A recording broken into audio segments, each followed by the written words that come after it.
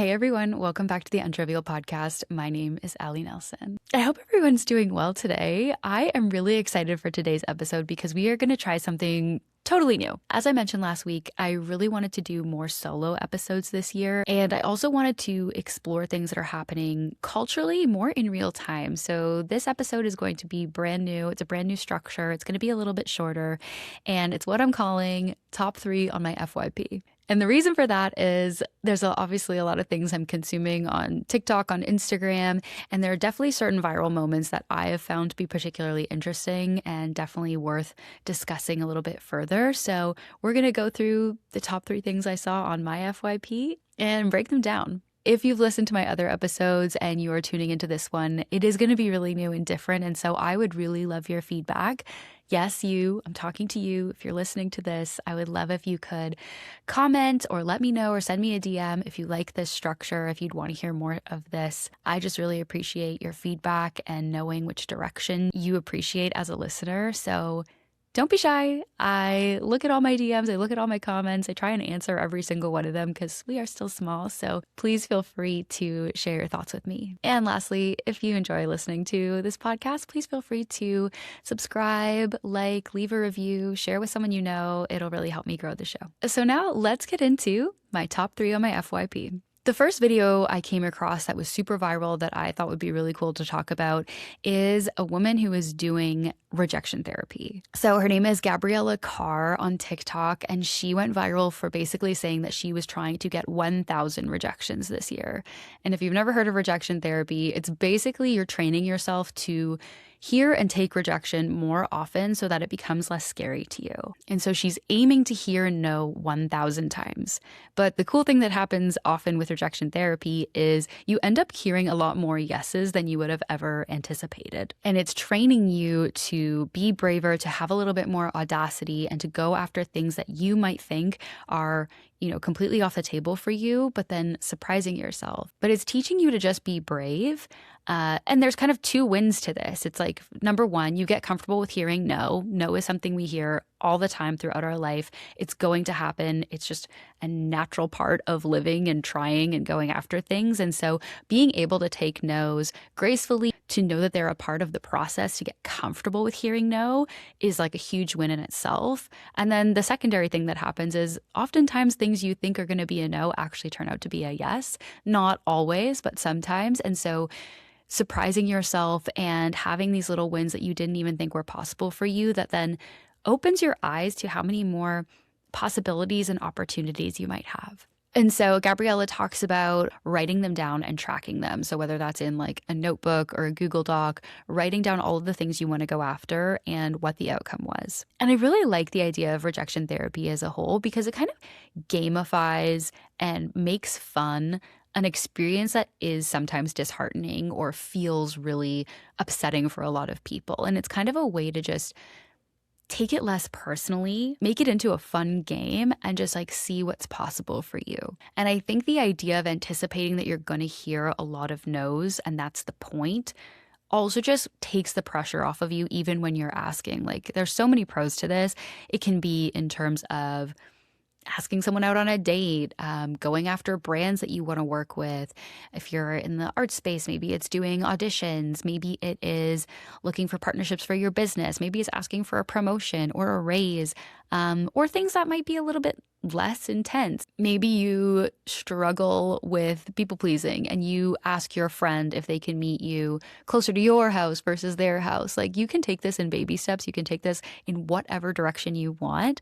But the goal is to just put yourself out there. Sometimes you'll hear yes, sometimes you'll hear no, but also just try and challenge yourself to go after things where you think the answer is going to be no. Because ultimately, that's the worst thing that's going to happen. Someone's just going to say no, and you're going to be exactly where you were to begin with. And that's fine. It's okay.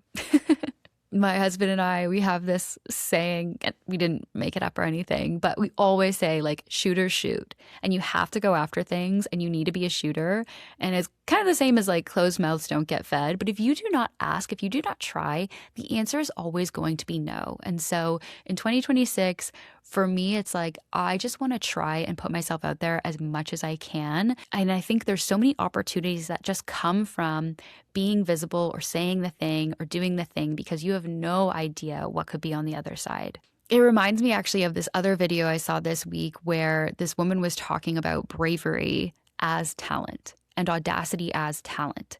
And she was kind of poking at people who say like, oh, this person who is like way less talented than me got this opportunity and like they didn't deserve it, but I do. And if you ever struggle with that mentality, she was kind of saying like, bravery is talent and audacity is talent and courage is talent. And if you don't have that talent, then maybe you're not as talented as the other person. And that is part of being talented. Part of being talented is putting yourself out there and showing the world your maybe more specific talent.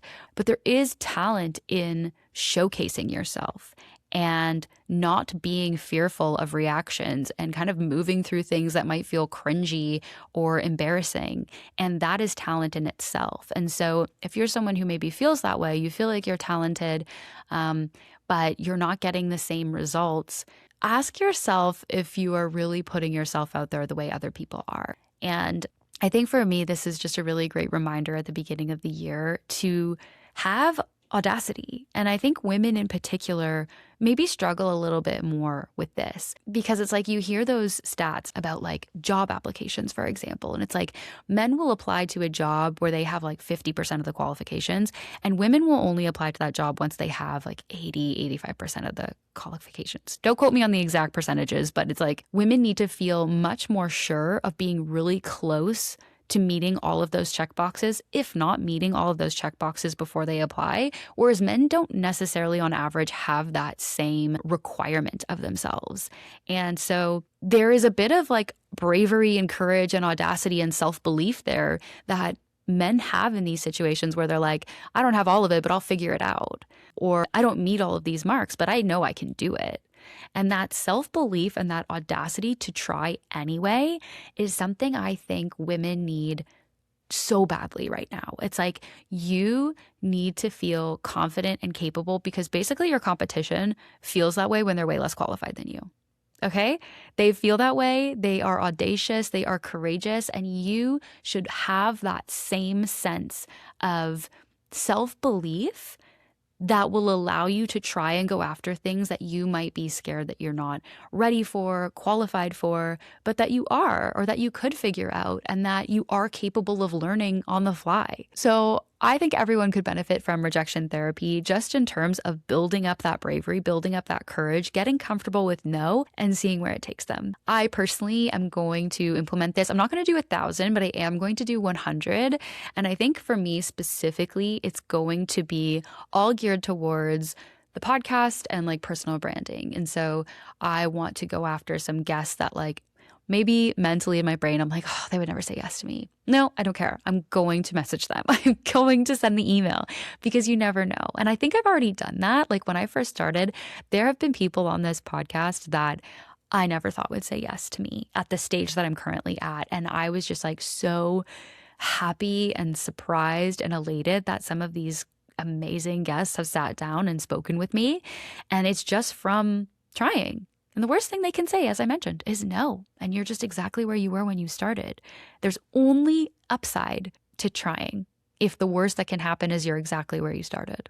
Okay, next up, this is a bit of a spicy one, but the second thing that was going viral on my FYP was a clip from the Diary of CEO. And his guest was Dr. K, who is a psychiatrist, but he was talking a lot about men and like incel culture.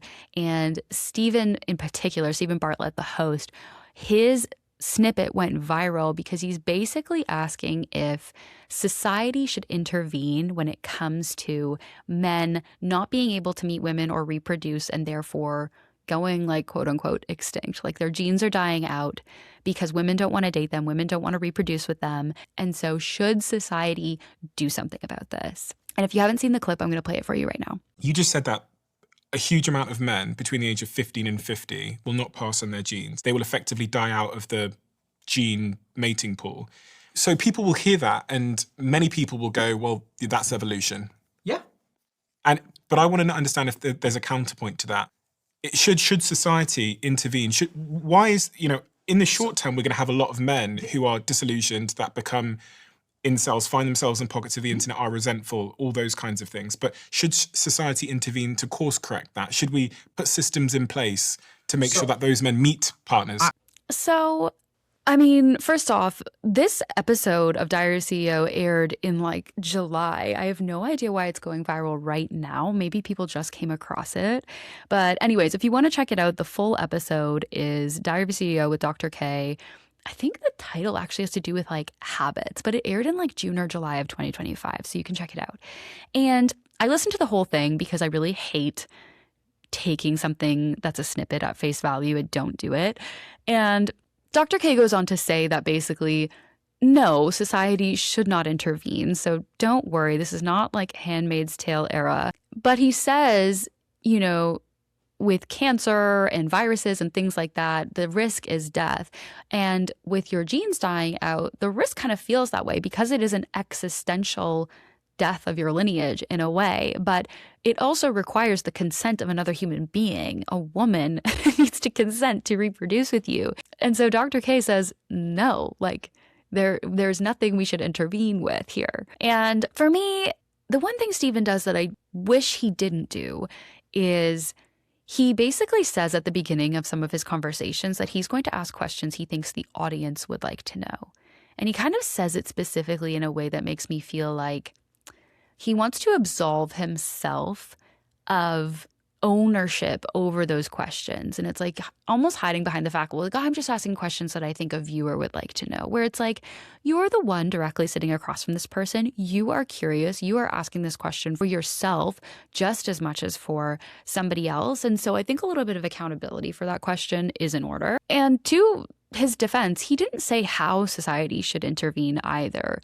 I don't think intervene necessarily meant like, oh, we need to force women to reproduce with these men. Maybe he meant we need to equip men with skills related to emotional regulation and communication and education about the mental load and things like that. Like there could be interventions that are purely educational and beneficial to men in terms of understanding things that make an ideal partner, parent, husband, whatever you want to call it. And so the intervention piece was not explicit and made clear. So I do want to give a bit of grace there. I think two things here. First of all, don't trust clips that you see on the internet. Like I really think everyone should go and then listen or do their own research or check it out from themselves because yes, certain clips can sound a certain way, but if you don't have the full context, you really are doing yourself a disservice by trusting, you know, a 30-second clip in a 2-hour-long conversation. And so I really don't encourage people to form opinions that way. But yeah, if we're talking about the content of what is being discussed here, it is that there are a lot of men in the world who will not reproduce with a person and will not pass along their genes. And they were calling it on the podcast almost like this quote unquote mass extinction event, which it is, because previously in earlier times when women, you know, needed to be married to have a home or finances, they couldn't get jobs, they couldn't vote. Like, of course they are with a man. Of course they are reproducing with a man. Their role was very clear. You are a wife and a mother. You have babies. That's your job. But in recent years, when women now have independence, we have the pill, we have things like that, like we can buy houses for ourselves, we can have our own credit cards. There is not that same reliance on a man, and women can be far choosier and choose to abstain from having children altogether. And so, yes, there is a little bit of an unfairness because women can go to a sperm bank and reproduce their own child if they wanted without a man, because they are the womb, they are the carrier, they are the birther, they create the life. Whereas men, you can't really do it yourself with your own genes. You can absolutely adopt if you really want to be a father. There are plenty of children who you could adopt. But when we're talking specifically about reproducing and passing along your own genes, men cannot do this by themselves. And Dr. K in the episode was talking about this like existential fear that comes along with that. And you're seeing reactions that coincide with that. There's panic, there's anger, there's resentment. But if we're actually thinking about natural selection and what that has meant over the course of human history, the whole key is adaptation. And natural selection is basically what produces adaptation and encourages adaptation. In order for your genes to be passed on, you need to adapt to the new conditions that would allow you to have that happen for you. And I think the adaptation that, lonely and disconnected men should be striving for is emotional skills in terms of understanding yourself, in terms of regulating yourself, communication skills, understanding yourself and others, empathy. Like, there is so much men can do if they are in that kind of like bitter, resentful stage that can help them secure a mate and a partner. And it really comes down to looking at what females are looking for. If you want to reproduce with a female and she gets to choose, and these are the things that she's looking for, it's kind of like you adapt or you die. And that's just the way it is when it comes to natural selection. And it wasn't like that before because females didn't have that much choice. They were not in a position societally where they could make those choices for themselves with the same degree of freedom and autonomy and choice that they have today. And, there's a lot of men who talk about this too, one of which is Scott Galloway. And he really, there's certain things he says that I like, but I feel like his advice is so incomplete. He talks a lot about men, getting in really physically fit shape, getting a job and being able to kind of like provide and protect in these very kind of like basic ways that people understand masculinity. And there is some validity to that. I think everyone wants someone who, has a job and has a passion or an interest and things that they like to do. And, they're productive in society. That's great. Sure. And becoming physically fit. Sure. It adds to your attraction, but more importantly, it teaches you things like discipline, consistency. Like, there's a lot of benefits to those things, but this as a strategy completely misses the mark in terms of the emotional skills that women would like men to have when it comes to how they show up as a partner or a father. And I don't think this is not being made clear by women either. Like, how many times have you heard women say, like, are men going to therapy yet? Go to therapy. Men will do anything but go to therapy. And it's because therapy is this journey of you looking inward, you going inward and understanding yourself, understanding your childhood, understanding your triggers, why you react the way you react, why you communicate the way you communicate, and helping you notice and understand, but then also come up with different strategies on how to approach things differently. Like, no one wants to be with someone who is completely governed by their nervous system or is still stuck in adaptive strategies that served them when they were a child, but do not serve them as an adult. And so women are very open to doing this work. And I think for men, unfortunately, from a cultural perspective, they're not. It's starting to change, but through no fault of their own. Culture has kind of told men that they can't be weak, that they can't be vulnerable. And like, my heart goes out to that. But I also think there just needs to be a shift here because men need to be able to access their emotions and understand themselves. And women need men who are emotionally competent and capable partners. Like, vulnerability for men and men working on themselves from that emotional standpoint is beneficial to everyone. And it's something that I will advocate for forever. And I think it will help women, help men, help everyone in terms of finding partnerships and getting along and co-creating in this world. Like, there's just such a benefit to this work for both men and women. But I'm talking more about men because I think they've been put in a position where they don't feel as able to explore that. But women too. Women go to therapy as well. I think it's like one of the best things I've ever done for myself. I don't think anyone does not benefit from understanding themselves better and figuring out ways that they can learn and grow and change internally. Moral of the story, a snippet is a snippet. Look at the broader conversation. There's probably a nuanced discussion to be had here, but I understand how people were immediately offended by that because it almost seems like you're asking women to come in and be with men for the sake of their lineage, even though they don't want to be with those men. And that's crazy. And like, no one's going to do that. No one should do that. And maybe next time a more clear and explicit question would be beneficial in that moment.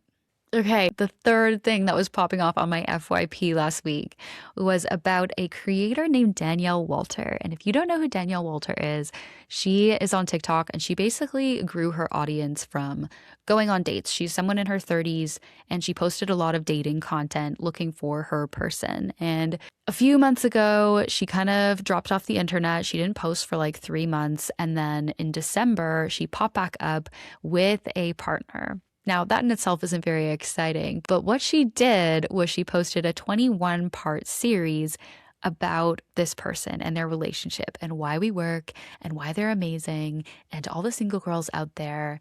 And she's kind of only been dating this guy for like 5 months. And so the internet reacted very strongly to this. People were like, why are you talking like you're marrying this person when you've known him for 5 months? Why are you talking to single girls like in this super condescending way when you were literally single 5 seconds ago? Why are you making a 21-part series as if you've been married for 50 years when you are in a very, very new relationship? And so there was just a lot of feedback. And she actually posted a follow-up video this week, took a lot of accountability, and showed a lot of humility. I think someone getting completely rocked by the internet and that many opinions when she has like 800,000 followers on TikTok, it takes a lot of humility and strength to go on and say, hey, that was a swing and a miss. And I tried to do something. This was my intention with those videos. I thought it was going to be like a cute docu-series. It was going to be really fun.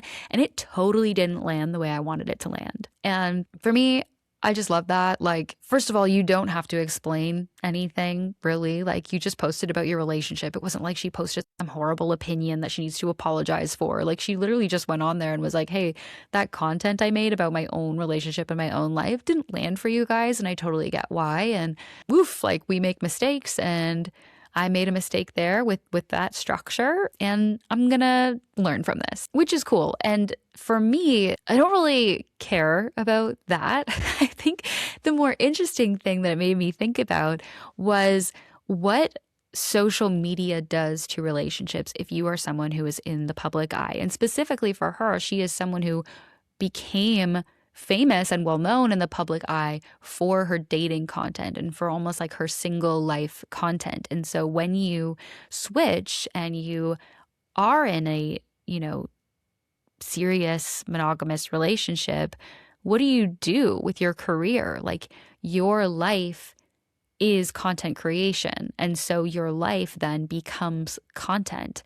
And I think that's a world of social media fame that is really crazy, because it makes me wonder how someone who is a large creator navigates going through anything personal when they document it. And it's like, your drivers have to get murky. I see it a lot with those like couple creators that you just know everything is so staged. And it's like, oh, did you actually make your wife this like beautiful breakfast in bed and film it all and do all that because you do that all the time? Or is it for this video that you want to go viral? Or, are you filming this moment of you guys like hugging at this beautiful sunset? Meanwhile, you just got in a fight like an hour before and you actually are not on good terms right now, but you need to make this video for your page.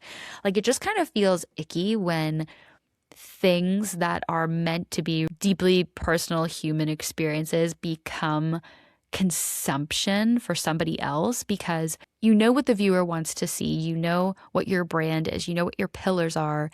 And so if something is naturally not happening in your relationship that aligns with what a consumer would want to see or what your brand looks like, you have to either fake it or not document it. And so I personally don't really follow a lot of relationship accounts. I think they're kind of strange, to be honest, because it kind of removes any belief I have about their authenticity, unless they're posting the hard things they're going through and airing their dirty laundry too, which a lot of people I could understand don't want to do. Like, you're just seeing one side of a relationship that then, makes people compare themselves, and it's a whole other highlight reel. And not to say we all don't do that, but it's just another area where I'm like, I'm not interested in comparing my real life to somebody else's staged, filmed moments with their spouse. So if you consume that content and it makes you feel either sad about your relationship or sad about being single, like it's not real. You just need to remember it's not real. And it makes me appreciate people who keep certain things private and have those really strong boundaries around what their personal life is and what their content life is.